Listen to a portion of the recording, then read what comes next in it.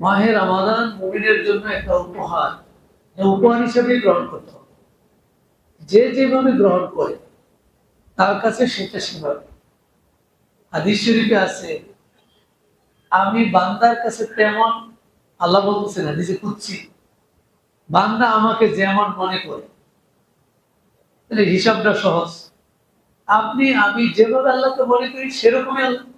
আল্লাহ আমার প্রতি দয়াশীল, ক্ষমাশীল, মেহেরবান, অনেক, আল্লাহ অনেক জ্ঞানী, অনেক ধনী, অনেক সচ্ছল, আল্লাহ ইচ্ছা করে সব, এরকম যদি আমি পজিটিভ ধারণা করি, আল্লাহ আমার জন্য পজিটিভ। এই জন্য আল্লাহ ক্লিয়ার করেছে, তুমি আমাকে নিয়ে যেমন ভাবো তেমন। মাহে রমাদানকে আমরা যেভাবে চিন্তা করি সেভাবে মুমিন চিন্তা করে। এই রমাদানটা মুমিনের জন্য একটা বিরাট উপহার আল্লাহর পক্ষ থেকে। আল্লাহ যখন জান্নাতকে সাজাইতে থাকেন ফেরেশতাদেরকে দিয়ে, ফেরেশতারা জিজ্ঞাসা করে জান্নাত কেন সাজাচ্ছে? আমি জান্নাত সাজাচ্ছি আমার রোজাদার বান্দাদের জন্য। তাহলে বান্দার টার্গেট হয়ে যায়, রোজা পালনের মাধ্যমে সে জান্নাত পাবে, আল্লাহ খুশি হবে। এভাবে তার মানসিকতা তৈরি হয়। এভাবে চিন্তা করে যখন রমজান গ্রহণ করে, তখন তার আর কষ্ট থাকে না, কষ্ট হয় না। এখন তো আজকের রোজায়, এখনকার রোজায় তো ঘন্টা কমছে হিসাবে। 5টা থেকে যদি ধরে 6টা পর্যন্ত 13 ঘন্টা হলো, তো অনেক সময় তো 19 ঘন্টা মানুষ রোজা রাখে, 17 ঘন্টা, 16 ঘন্টা, 16, 17 তো আমরাও রাখছি। এবার কিন্তু ঘন্টা একটু কম আছে। 5টা থেকে শুধু 6টা, 7টা, 8টা, 9টা, 10টা, 11টা, 12টা, 1টা, 2টা, 3টা, 4টা, 5টা, 6টা, তাইলে 12 আর 1 ঘন্টা হলো। তো 6টা সাথে তো ইফতার করে দিল। সেই হিসেবে মুমিনের 2 ঘন্টা বাড়লেও কোনো কষ্ট নেই, সে তো রোজাটাকে ওইভাবে নিয়েছে। আর আল্লাহ তাআলা রোজাটাকে আমাদের জন্য দিয়েছেন আমাদেরকে কষ্ট দেওয়ার জন্য, না কোনো উদ্দেশ্য আছে? এটাও খেয়াল রাখতে হবে যে এই যে 16-17 ঘন্টা আল্লাহ তাআলা কোনো ধরনের খানাপিনা থেকে আমাদেরকে বিরত রাখে, তাহলে আল্লাহর তো একটা টার্গেট থাকা দরকার। আল্লাহর কোনো কাজে টার্গেট ছাড়া হয় না। যে কোনো কাজ, হাকিম যিনি হন, যিনি প্রজ্ঞাবান, তার কোনো কাজে হিকমত থেকে খালি নয়, কোনো না কোনো কৌশল আছে। আল্লাহর সকল ইবাদত ধার্য করার ক্ষেত্রে আল্লাহর কৌশল আছে, টার্গেট আছে, লক্ষ্য আছে। এখন এই রমাদানটা, এই রোজাটা ফরজ করার পিছনে আল্লাহর একটা বড় টার্গেট আছে। আমরা এই সম্পর্কে কিছু কথা রাখতে চাই যে কেন আল্লাহ তাআলা রোজা ফরজ করেন। এক্ষেত্রে আমরা কোরআন ও হাদিসের আলোকে যতটুকু পাই, মৌলিক 5টা টার্গেট। কয়টা? এখন আমরা মিলাবো যে টার্গেট গুলো আমার জীবনে আসতেছে কিনা। আল্লাহ তাআলা একটা সিয়ামের মতো বিরাট বিধান, এর চেয়ে কষ্টকর বিধান তো নেই। অন্যান্য বিধান তো মাঝখানে কিছু খেয়ে দিয়ে কাজ করা যায়, হজও কষ্ট, তো হজ কষ্ট হলেও মাঝখানে তো কিছু খাওয়া যায়, পানি হইলেও তো খাওয়া যায়, কিন্তু রোজা তো কিছু খাওয়া যায়। এমন একটা কষ্টের বিধান, এই কষ্টের বিধানটা আল্লাহ তাআলা কেন দিলেন? সূরা বাকারা 100, সূরা বাকারা হলো 183। এই আয়াতটা তো আলহামদুলিল্লাহ রোজা আসলে সবাই পড়ে, সব হুজুররা পড়ে, আলোচনার মধ্যেও পড়ে, আপনারাও পড়ে। সূরা বাকারার 183 কোন সূরা জানি বললাম? আয়াত নাম্বার। এটা একবার কলমে বসাই দিতে হবে যে রোজা ফরজের, আল্লাহ তাআলা যে টার্গেট নিয়ে রোজাটা ফরজ করেছেন, তিনি কোরআনে এই কথাটা বলে দিয়েছেন। সূরা বাকারার 183 নম্বর আয়াতে আল্লাহ বলেন, ইয়া আইয়ুহাল্লাযীনা আমানু কুতিবা আলাইকুমুস সিয়াম কামা কুতিবা আলাল্লাযীনা মিন ক্বাবলিকুম লাআল্লাকুম তাত্তাকুন। আল্লাহ মুমিনদেরকে ডাক দিয়ে বলেছে, ইয়া আইয়ুহাল্লাযীনা আমানু, হে ঈমানদারগণ, কুতিবা আলাইকুমুস সিয়াম, তোমাদের উপরে সিয়ামটাকে লিখে দেওয়া হয়েছে। কুতিবা, কাতাবা ইয়াকতুবু আরবিতে কুতিবা মানে লিখে দেওয়া, লিপিবদ্ধ করে দেওয়া। এখানে কিন্তু আল্লাহ ফুরিদা বলেন, ফুরিদা মানে ফরজ করা হয়েছে। আর এখানে ফুরিদা না বলে কুতিবা, লিখে দেওয়া হয়েছে। তাহলে ফরজ করে দেওয়া, লিখে দেওয়ার মধ্যে কিছুটা হলো পার্থক্য আছে। না এটা শব্দটা, আরেকটা শব্দ তিনি আনলেন। আসলে এই ফরজ করে দেওয়া হয়েছে আবশ্যক করা, কুতিবা লিখে দেওয়া হয়েছে এটা বিধিবদ্ধ করে দেওয়া হয়েছে, এটা বিধান হিসাবে মানে এটাকে বলে আপনার জারি করা, যেটা সরকারের নির্দেশনা জারি করে, সরকারের পক্ষ থেকে নির্দেশনা জারি হয়ে যায়, আল্লাহর পক্ষ থেকে নির্দেশনা জারি করা হলো, একটা বিধিবদ্ধ একটা বিধান দেওয়া হলো, তোমাদের উপরে রোজাটা ফরজ করে দেওয়া হলো, আবশ্যক করে দেওয়া হলো, কামা কুতিবা আলাল লাযীনা মিন ক্বাবলিকুম, যেমন তোমাদের পূর্ববর্তীদের উপরেও লেখা হয়েছে, ফরজ করে দেওয়া হয়েছে। তাফসীরে এসেছে এভাবে বলার দরকার কি ছিল? আল্লাহ তো তোমাদের উপরে ফরজ করে দেওয়া হয়েছে, তুমি বললেই সার্থক। কিন্তু তিনি আবার বললেন যে না, তোমাদের উপরে যেমন ফরজ করা হয়েছে, তোমাদের আগের জাতির উপরে ফরজ করা হয়েছে। একমাত্র হলো দুটা, একটা হলো রোজার মাহাত্ম্য, যেটা এই রোজাটা একটি কমন ইবাদত, পৃথিবী সৃষ্টির পর থেকে, আদম সৃষ্টির পর থেকে নিয়ে অদ্যবধি কিয়ামত পর্যন্ত রোজাটা একটা কমন ইবাদত, সবার জন্য আছে, এটা গুরুত্ব বেশি। যে ইবাদতটা সবার জন্য থাকে, এটার গুরুত্ব বেশি। দ্বিতীয়ত হলো এভাবে বলার উদ্দেশ্য হলো যে তোমরা যেমন এই রোজা পালন করছো, আগের জাতিরাও করেছে, কষ্ট তো তারাও করেছে, শুধু যে তোমরা করছো তা তো না। তাহলে একটু কষ্টটা হালকা হয়ে যাবে।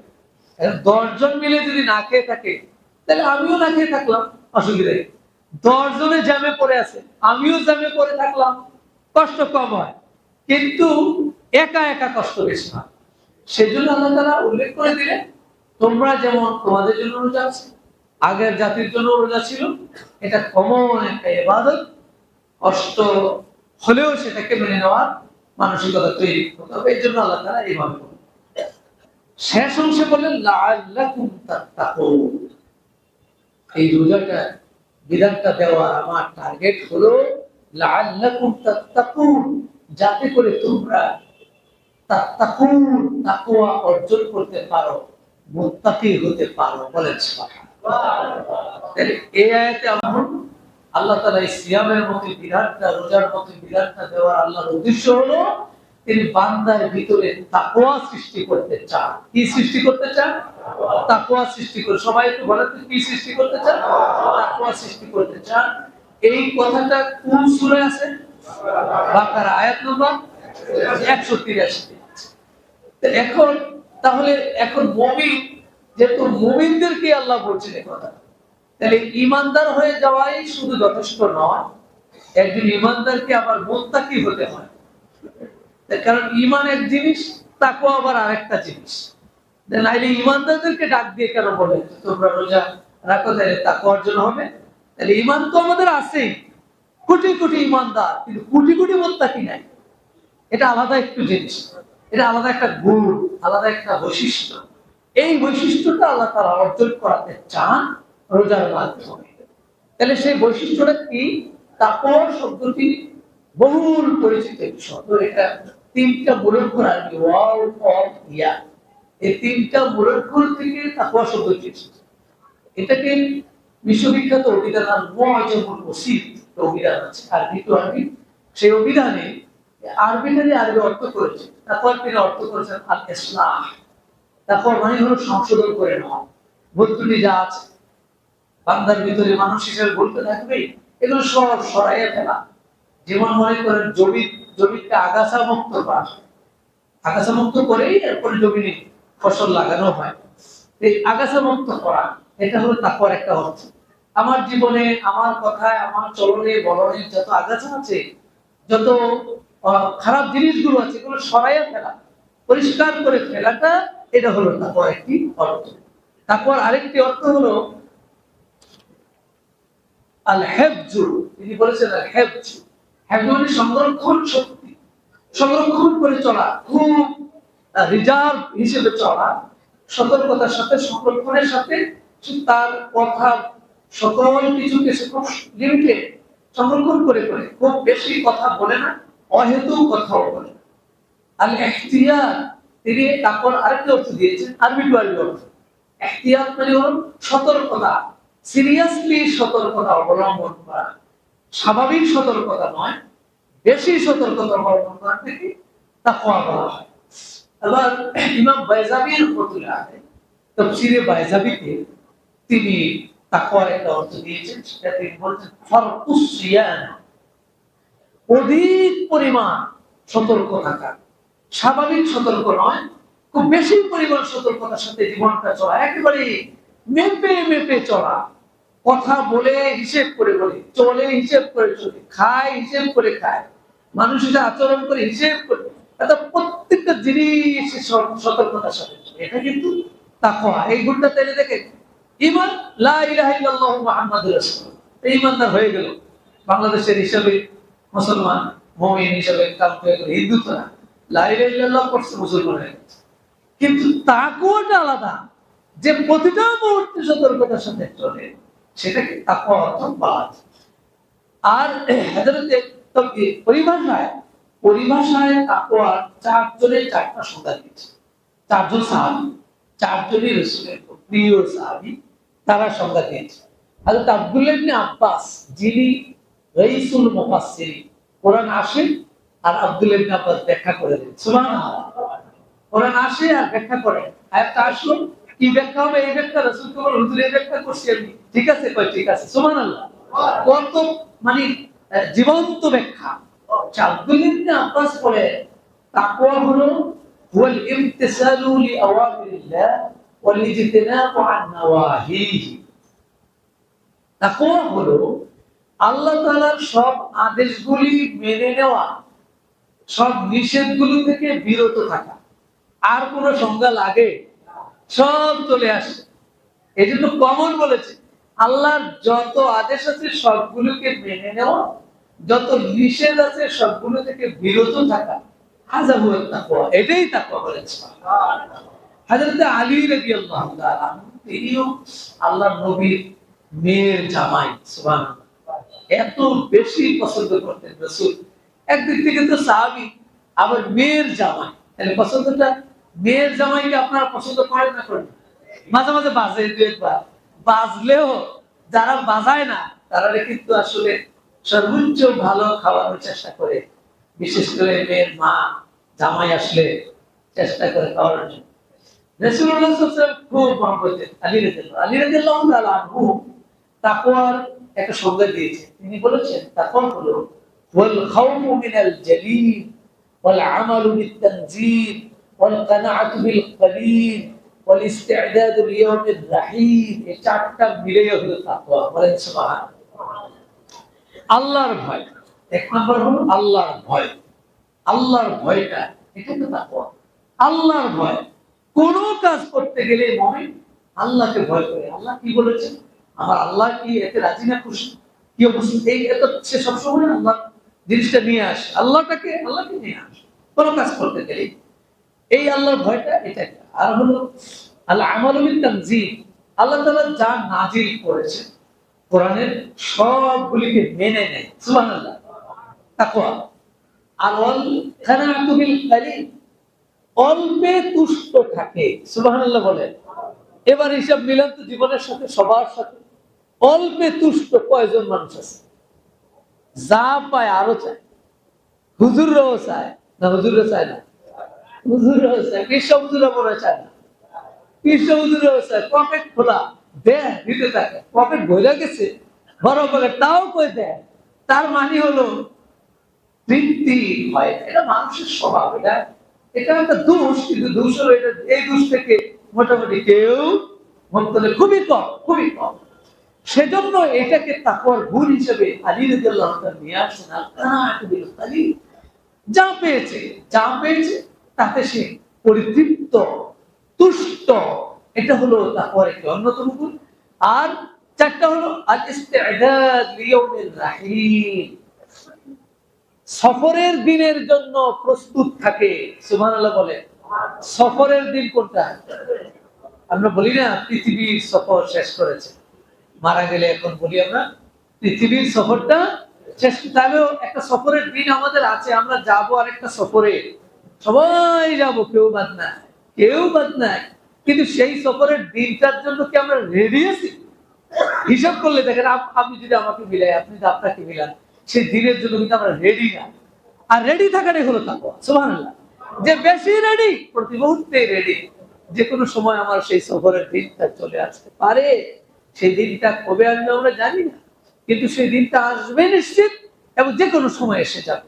এভাবে একটা মানসিকভাবে প্রস্তুত থাকা যে আমাকে যে লম্বা সফর, যে সফরের আর শেষ নাই, যখন শুরু হবে কবর থেকে সেই সফরটা, কবর, হাসর, মিজান, পুলসিরাত, এই লম্বা সফর পার হয়ে জান্নাত, তাহলে এই সফরের আর শেষ নাই। আমরা তো বিভিন্ন সময় বিভিন্ন জায়গায় সফর করি, আবার সফর শেষ হয়ে যায়, আবার চলে আসি। গত জুমায় ছিলাম মক্কায়, মনে হচ্ছিল যে মক্কায় জুমার নামাজ পড়তেছি, তার জায়গা নাই, কোটি কোটি মানুষ, লাখ লাখ। সেই এখন আজকে জমা এখানে সফর সংক্ষিপ্ত, কিন্তু আমাদের কবরের যে সফরটা শুরু হবে সেই সফরের কোনো শেষ আছে? শেষ নাই। তাহলে আল ইস্তিআদাদ লিয়াউমির রাহিল, সফরের দিনের জন্য রেডি থাকা, এটা হলো তাকওয়ার বড় বৈশিষ্ট্য। বলেন সুবহানাল্লাহ।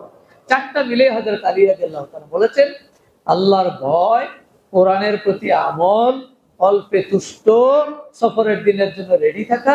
এভাবে যখন একটা মুমিন চলে, সে তখনই সে মুত্তাকি হয়ে যায়। সুবহানাল্লাহ।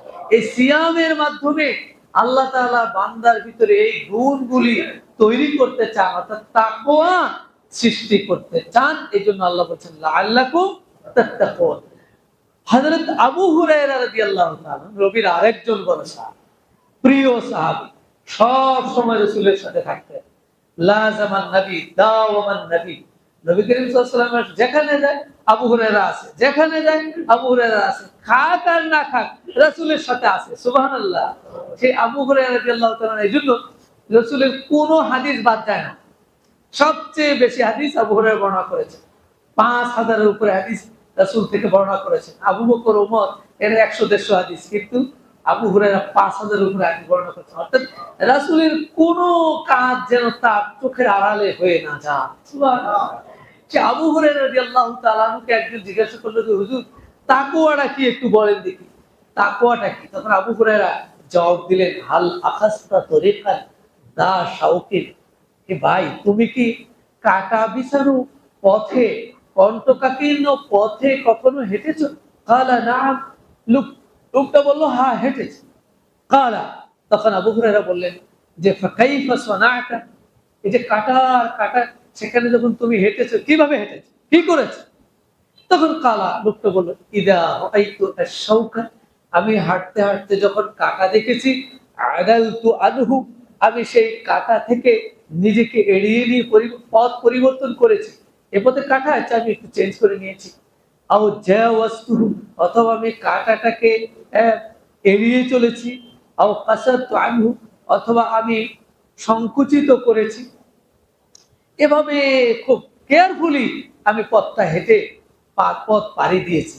তখন আবু হুরায়রা রাদিয়াল্লাহু তাআলা বলেন, কালা ফাযাকা আত-তাকওয়া, জেনে রাখো এভাবে সতর্কতার সাথে চলার নামই হলো তাকওয়া। একটা মুমিন প্রতিটা মুহূর্তে এভাবে হিসাব করে চলবে, এটাই তাকওয়া।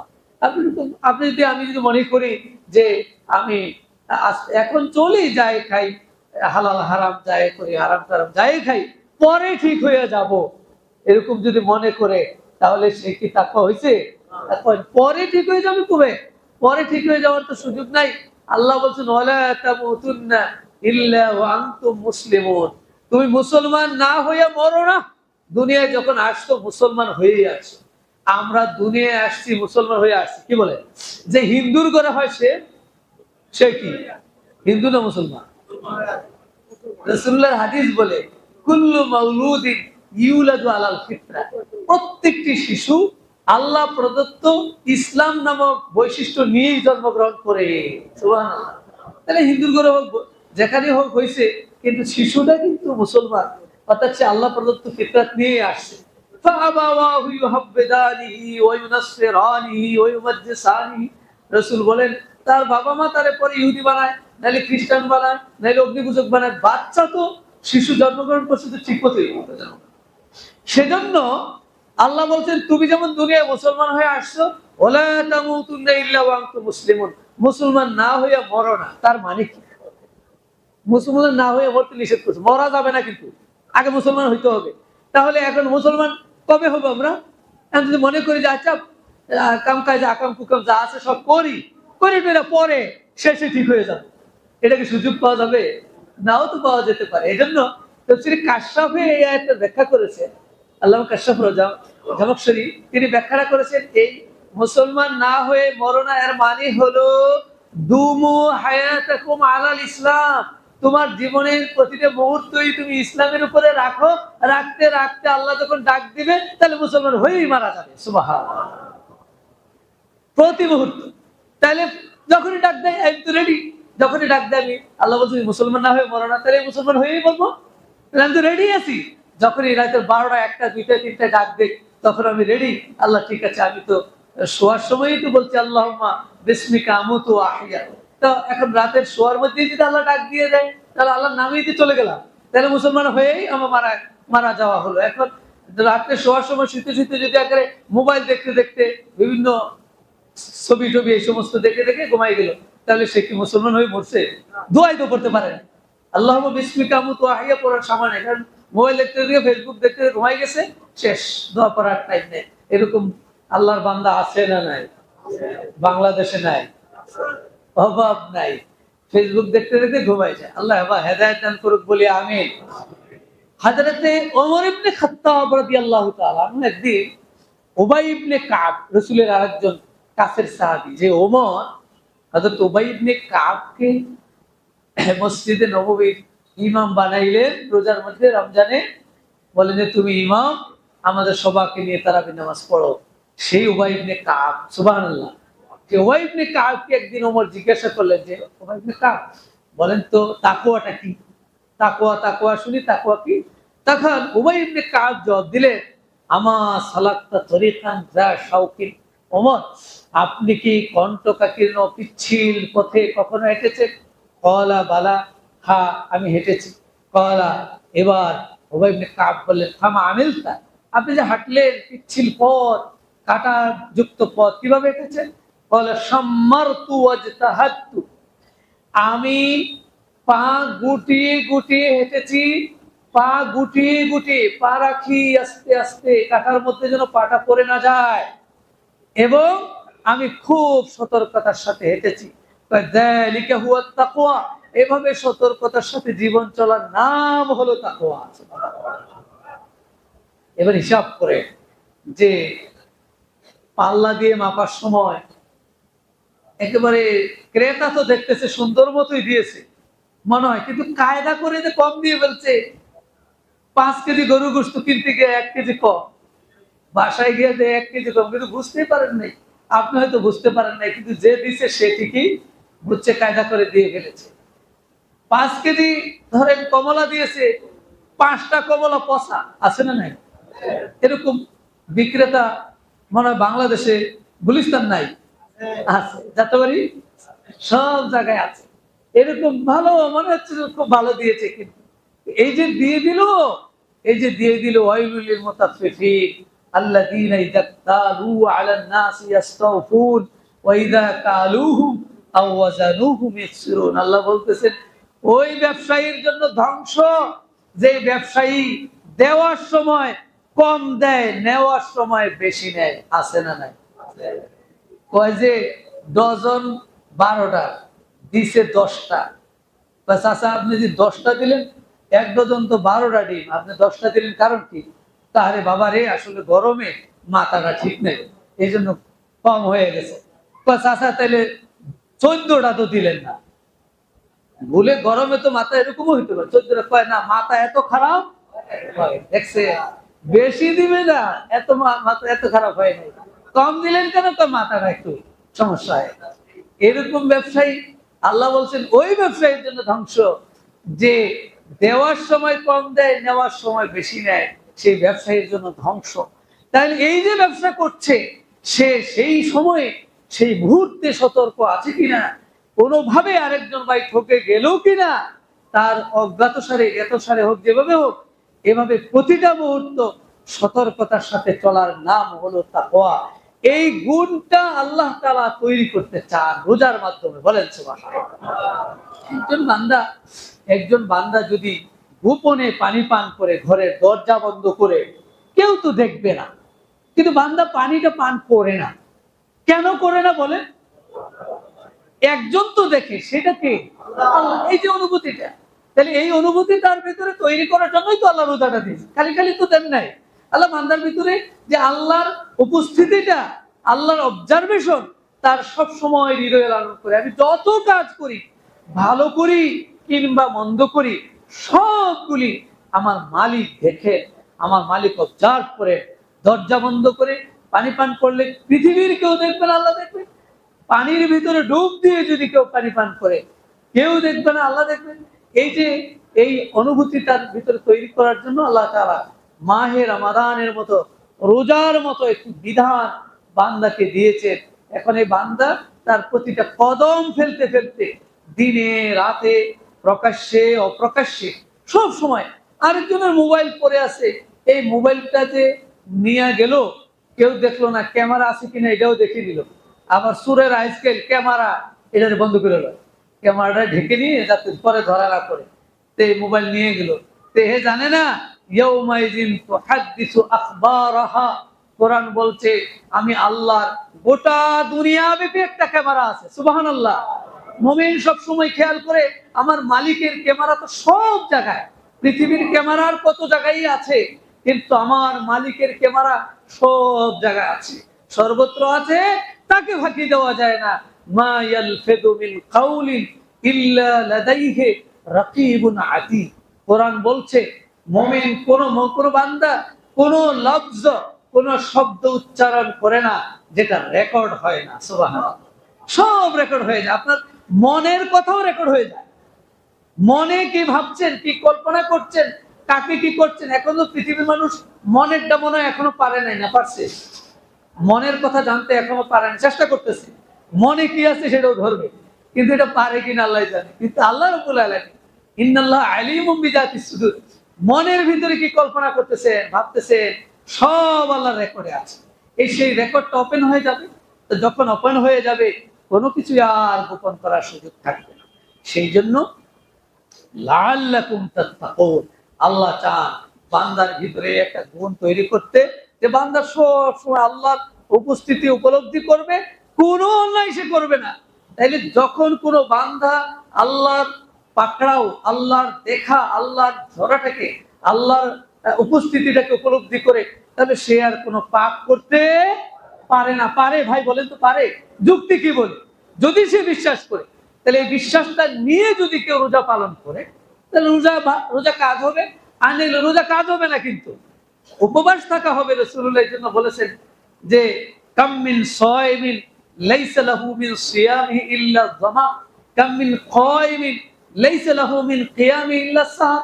রাসূল বলেছেন এমন অনেক রোজাদার আছে যার রোজায় উপবাস থাকা ছাড়া কোনো লাভ হয় না। কথা রাসূলুল্লাহ বলেছেন, আমি বলিনি, রাসূলুল্লাহ বলেছেন। তার মানে কি? তাহলে বোঝা গেল সে শুধু না খেয়েই থাকছে, না খেয়ে থাকছে, আর কোনো ফায়দা হয়নি। আমরা কি এমন চাই যে আমরা না খেয়ে থাকলাম আর কোনো লাভ হলো না? এটা আমরা চাই নাকি? একজন মুমিন চাইতে পারে না। সুতরাং যেহেতু মুমিন চাইতে পারে না, আমরা চাই আমাদের এই রোজাটা যেন সেভাবেই পরিপূর্ণভাবে আল্লাহর কাছে গ্রহণযোগ্য হয়ে যায়।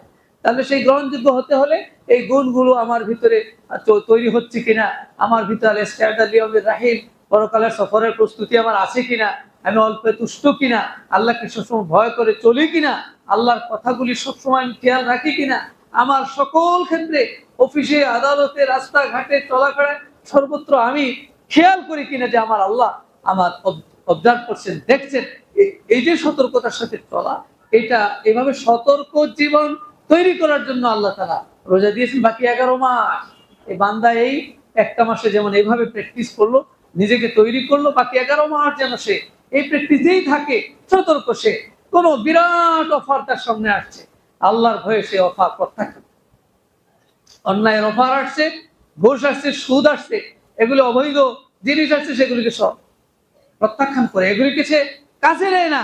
ইন্নামাল মুমিনুনা আল্লাযীনা ইযা যুকিরাল্লাহু ওয়াজিলাত কুলুবুহুম, মুমিন তো সেই যার কাছে আল্লাহর নামটা নেওয়া হলে তার অন্তর কেঁপে ওঠে। তার মানে আল্লাহ নিষেধ করেছেন, আল্লাহ অবৈধ করেছেন, সেটা শুনলেই সে তার হৃদয় সেই কাজটা করে না। এভাবে একটা মানুষের ভিতরে এই গুণ তৈরি করার জন্য আল্লাহ তাআলা সিয়ামের মতো বিধানটা ফরজ করেছেন। মূলত 5টা মৌলিক টার্গেট আল্লাহ তাআলা রোজা ফরজ করেছেন। 1 নম্বর বললাম। 2 নম্বর একটা টার্গেট হলো আল্লাহ তাআলা বান্দার ভিতরে একটা গুণ সৃষ্টি করতে চান, সেটার নাম হলো ধৈর্য। সেটার নাম কি? ধৈর্য। ধৈর্যকে আরবিতে বলা as-sabr। রাসূলুল্লাহ সাল্লাল্লাহু আলাইহি ওয়াসাল্লাম সংজ্ঞা দিয়েছেন যে রোজাটা, তোমাদের রোজার মাসটার পরিচয় দিতে গিয়ে রাসূল বলেছেন হুয়া শাহরুস সাবরে ওয়াস-সাবরু সাওয়াবুহু আল জান্নাহ। তো রোজাটা হলো, রোজার মাসটা হলো সবরের মাস। কিসের মাস? সবর আমাদের আছে না নাই? কম। ধৈর্য, এই গুণটা একটা বড় একটি গুণ। আল্লাহ তাআলা এত বেশি পছন্দ করেন এই গুণটাকে। সূরা জুমারের 10 নম্বর আয়াতে, সূরা জুমারের 10 নম্বর আয়াতে আল্লাহ বলছেন, ইন্নামা ইউওয়াফাস সাবিরুনা আজরাহুম বিগাইরি হিসাব। সবর নামক গুণটা যে অর্জন করতে পারবে তার জন্য আমি আল্লাহর পক্ষ থেকে হিসাব ছাড়া রেজাল্ট দেওয়া হবে। কোনো হিসাব নাই, গনে গনে কিছু দেওয়া সংজ্ঞা আছে। ধৈর্যের সংজ্ঞা হলো তারকুশ শিকওয়া ফি আলামিল বালওয়া, অর্থাৎ বিপদে আপদে অভিযোগ ছেড়ে দেওয়া। এটা একটা ধৈর্যের সংজ্ঞা। অনেক বিপদ আসছে, বিপদ, এই কঠিন বিপদেও অভিযোগ নাই, আল্লাহর প্রতি কোনো অভিযোগ নাই। আল্লাহ দিয়েছে আমাকে, কষ্ট দিয়েছে, ওষুধ দিয়েছে, বিপদ দিয়েছে, আল্লাহ দিয়েছেন, আল্লাহ হয়তো আবার এটাকে সরাই দিবেন। এই যে এটার নাম ধৈর্য। এই অবস্থায় ধৈর্য ধারণ করা। আবার ইবাদতের মধ্যে ধৈর্য। সাওমটা পালন করা কষ্টকর ইবাদত। রাত্র গভীরে উঠে সাহারি খাওয়া আরেকটা কষ্ট। এভাবে প্রতিটা মুহূর্তেই কষ্ট। এই কষ্টটার ক্ষেত্রে, অর্থাৎ ইবাদত পালন করার ক্ষেত্রে ধৈর্য ধারণ, সবর, এটাকে সবর বলা হয়। মাঘ মাসের শীতে উঠে তাহাজ্জুদের নামাজ পড়া সহজ না কঠিন? ধৈর্য লাগবে না? লাগবে না? এই যে ইবাদত পালনে ধৈর্য। এভাবে অন্যায় থেকে বিরত থাকার ক্ষেত্রে যেমন সবর লাগে, আবার ইবাদতগুলি তো আয়াতগুলি পালন করার ক্ষেত্রে সবর লাগে। এভাবে প্রতিটা মুহূর্তে বান্দার ভিতরে সবর নামক গুণ তৈরি করার জন্য আল্লাহ তাআলা সিয়ামের মতো একটি কঠিন বিধান আমাদের উপরে দিয়েছেন। আল্লাহ রাব্বুল আলামিন আমাদেরকে তাকওয়া এবং সবর, এই দুইটি মৌলিক গুণ অর্জন করে সিয়াম সাধনা করার তৌফিক দান করে বলি আমিন। আসসালামু আলাইকুম ওয়া রাহমাতুল্লাহি ওয়া বারাকাতুহু।